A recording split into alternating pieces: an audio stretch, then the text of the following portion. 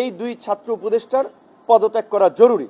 যদি ছাত্র উপদেষ্টারা স্বেচ্ছায় পদত্যাগ না করে কিংবা প্রধান উপদেষ্টা এই বিষয়ে ব্যবস্থা না নেয়, গণ অধিকার পরিষদের পক্ষ থেকেও এই বিষয়ে কর্মসূচি দেওয়া হবে। আওয়ামী লীগের রাজনৈতিক কর্মকাণ্ড কিন্তু বাড়ছে, তাদের নানান ধরনের তৎপরতা চলছে, এটা সরকারের দুর্বলতার কারণে হচ্ছে। একই সাথে আওয়ামী লীগের যে রাজনৈতিক তৎপরতা আমরা দেখতে পাচ্ছি যে জুলাই অগস্টের পরে গত কয়েক মাস এটা না থাকলেও এই যে পুলিশ সহ বিভিন্ন বাহিনীর উচ্চ পদস্থ পদে রদবদল করা হচ্ছে, যেখানে রাষ্ট্রের একটা স্থিতিশীলতা আসবে, বরং আমরা দেখি সেখানে আওয়ামী লীগের রাজনৈতিক কর্মকাণ্ড কিন্তু বাড়ছে, তাদের নানান ধরনের তৎপরতা চলছে, এটা সরকারের দুর্বলতার কারণে হচ্ছে।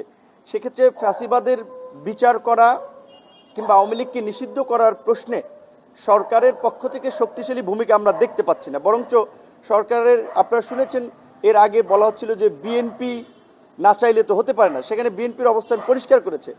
বান্ডেল থাকলে প্রতি সেনমানিতে টাকা বাঁচবে। বিকাশ সেনমানি বান্ডেল কিনে জিতুন প্রতি লেনদেনে। কাজে আওয়ামী লীগ এবং ফ্যাসিবাদীদের নিষিদ্ধ করার প্রশ্নেও আমরা সরকারের একটা শক্ত পদক্ষেপ আশা করছি।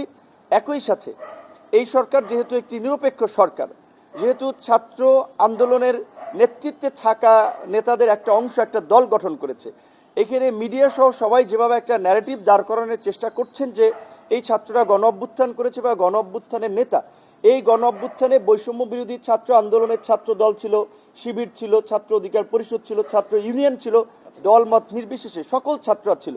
সেখানে ছাত্রদের একটা ক্ষুদ্র অংশ তারা সরকারে গিয়েছে, সেটাও আমরা সমর্থন করেছি।